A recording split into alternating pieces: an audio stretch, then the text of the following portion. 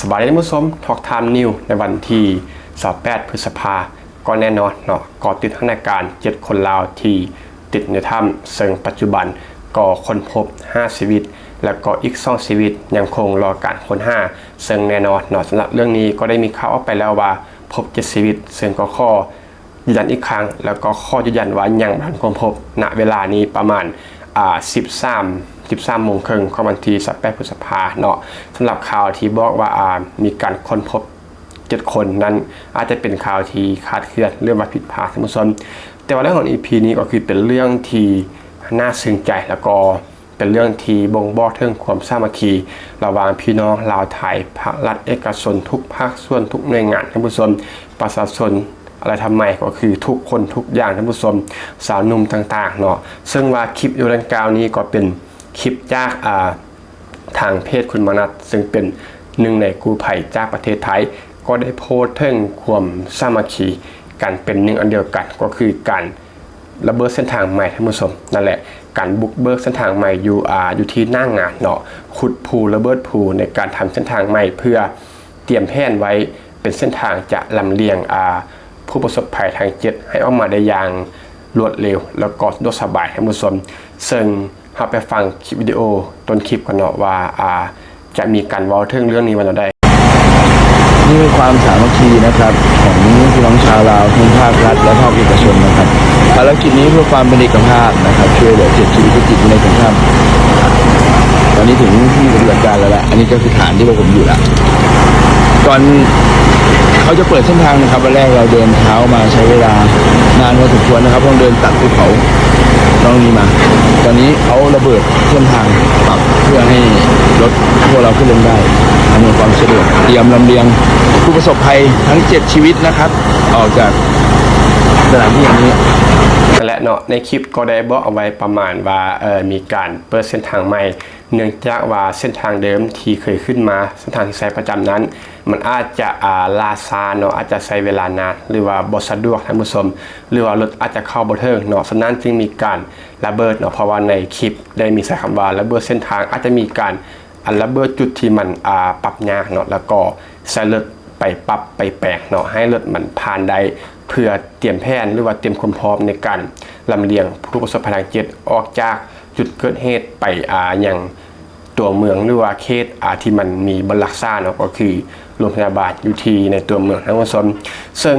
ในงานนี้ในเขตนี้เนาะก็ต้องข้อแสดงความสมเสยไปยังภาครัฐที่ว่าให้ความสบายหลายอย่างเนาะเช่นว่าท่านผู้ชมเคยจำเรื่องที่ทางคุณมนัสนะได้โพสต์ข้อเจียวไปบ่เนาะเพียงแต่บ่ถึง1 ชั่วโมงหลังจากที่มีการโพสต์ข้อเจียวก็คือเป็นเจียวพลังงานของโรโยดีเนาะเนื่องจากว่าในการปฏิบัติงานแบบนี้นะแน่นอนว่ามันต้องเสียเหงื่อเสียแรงแล้วก็ทุกคนนั้นทำงานกันแทบจะบ่หยุดพักเนาะฉะนั้นต้องมีตัวช่วยในการให้พลังงานเพียงแต่โพสต์ไปบ่ถึงชั่วโมงท่านผู้ชมคิดว่าทางการลาวให้ความสะดวกแนวใดก็คือส่งโดยหอนั่นแหละผู้ชมใส่หอในการส่งเจลขึ้นมาที่จุดให้ไวที่สุดเนาะนำเจลขึ้นหอเพื่อมาส่งให้กับสิ่งที่กู้ภัยไทยนั้นต้องการไปให้บรรดาหน่วยที่เกี่ยวข้องได้เจิมเจลท่านผู้ชมบอกว่าจะเป็นการใส่หอส่งเจลเนาะการใส่รถระเบิดภูแต่งทางใหม่เนาะก็คือทุกสิ่งทุกอย่างนี่คือซึ่งในความสะดวกที่ว่าต้องได้รับความอนุญาตจากรัฐนะบ่เพราะว่าถ้าว่ารัฐอนุญาตก็บ่สามารถที่จะระเบิดภูหรือว่าเจาะภูเจาะผ้าได้เป็นบ่แล้วก็เรื่องของการใส่ห่อนี่ก็แน่นอนว่าต้องมาจากทางการอยู่แล้วเนาะซึ่งนี่ก็เป็นอีกหนึ่งความดีความงามหรือว่าต้องข้อสมเสยเนาะทางการของสปลาวแล้วก็ทางทุกภาคส่วนที่เกี่ยวข้องทางกู้ภัยไทยกู้ภัยลาวทุกๆคนทุกชีวิตเนาะที่มีส่วนเกี่ยวข้องในการช่วยเหลือท่านผู้ชมซึ่งว่าเพศใหญ่เนาะที่ว่าเป็นเพศใหญ่ของสปลาวหนังสือพิมพ์พัฒนาก็ได้โพสต์ประมาณว่าพวกท่านคือฮีโร่ช่วยเหลือผู้ประสบภัยติดค้างในถ้ำข้อจารึกคุณงามความดีไว้ตลอดไปเนาะนี่คือสื่อใหญ่ของสปลาวได้โพสต์ภาพนี้พร้อมกับข้อความบอกไว้แบบนี้ท่านผู้ชมแล้วก็นี่แหละการทีมงานของแม่หญิงลาวเนาะทีมงานของประชาชนแม่หญิงลาวที่ว่าเป็นผู้อยู่เบื้องหลังของปากท้องของทีมงานกู้ภัยเนาะเพราะ ราะว่ากองทัพต้องเดินด้วยท้องมันบ่จะมีความสามารถก็แล้วแต่ถ้าว่าบ่มีกำลังเนาะบ่มีอาหารมันก็บ่สามารถช่วยเหลือกันได้เนาะก็คือทุกภาคส่วนนี้ก็คือเต็มที่ท่านผู้ชมอีกคนใส่ความสามารถใส่ห่างกายมันบ่ใส่กำลังใส่ต่างๆระดมทุนช่วยกันคนคุ้ยเนาะแล้วก็สำหรับการอัปเดตล่าสุดของภารกิจนี้ก็คือประมาณ1ชั่วโมงที่ผ่านมาคุณพี่เก่งการหัวหน้าสุดกู้ภัยจากไทยก็ได้โพสต์ไว้ว่าภาคบ่ายเพิ่มอัตราการสูบน้ำในถ้ำแล้วก็ล่างเข้าส่งทีมเลยตัวตรวจสอบ4ป่อง5จุดเสื่อมแผนที่ค้นหาอีก2หลายได้สำเร็จแล้วเตรียมลุยต่อเนาะก็แน่นอนเนาะว่าคอนเฟิร์มแล้วว่าอย่าง2ลายอย่างบ่ทันคือคนพบท่านผู้ชมคนพบแล้ว5ลายเนาะได้ให้การช่วยเหลือเบื้องต้นให้อาหารให้น้ำให้เจลแล้วก็อีก2ลายก็มีการเร่งเพื่อคน5ต่อไปหลังจากนั้นก็จะมีการลำเลียงเนาะทาง7คนออกมาจากถ้ำแล้วก็มีการระเบิดเส้นทางปรับแปลงเส้นทางเปิดเส้นทางใหม่ไว้รอรับเราท่านผู้ชมก็ประมาณนี้เนาะรับเรื่องของใน EP นี้ซึ่งความคืบหน้าล่าสุดก็ยังบ่ทันได้มีหยังออกมาไล่จากปันได้เนาะถ้าว่ามีความคืบหน้าเดี๋ยวจะมาอัปเดตใหม่ซึ่งนี้ก็คือความสามัคคีของ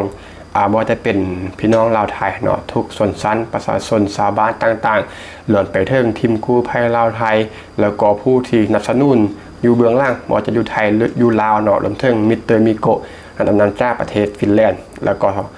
ทางภาครัฐของเราทางการของเราที่อำนวยความสะดวกให้ทุกอย่างเนาะว่าจะเป็นการเปิดทางเปิดภู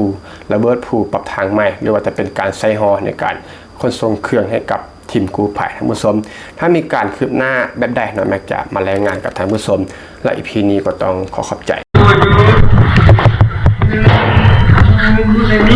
ผมชื่อเบนซ์นะ ผมชื่อเบนซ์เป็นคนไทย มาช่วยทุกคนนะ เดี๋ยวเราจะหาวิธีช่วย ใจเย็นๆ โอเคไหมโอเคเป็นคนไทยเนี่ยตอนนี้ชื่ออะไรครับ ชื่อมืดนะครับอาการเป็นไงบ้างครับตอนนี้หิวข้าวมากไม่มีแรงเลยโอเค แล้วมีเจ็บป่วยอะไรไหมไม่มีนะ โอเคคนต่อไปครับ ชื่ออะไรครับชื่อเลนอาการเจ็บป่วยอะไรไหมมีอาการเจ็บป่วยไม่ได้หิวข้าวสุดเลยหิวข้าวสุดโอเคใจร้ายคนไทยมาโอเคคนต่อไปชื่ออะไรครับชื่ออีครับชื่ออีมีอาการเจ็บป่วยอะไรไหมครับไม่มีครับมีแต่หิวข้าวโอเคค่อยๆดื่มเกลียน้อยโอเคคนต่อไปชื่ออะไรครับคำครับอาการมีอาการเจ็บป่วยอะไรไหมครับมีแต่อ่อนเพลียครับโอเคชื่ออะไรครับสวัสดีครับครับมีอาการเจ็บป่วยอะไรไหมครับไม่มีครับโอเคบาดทีครับโอเค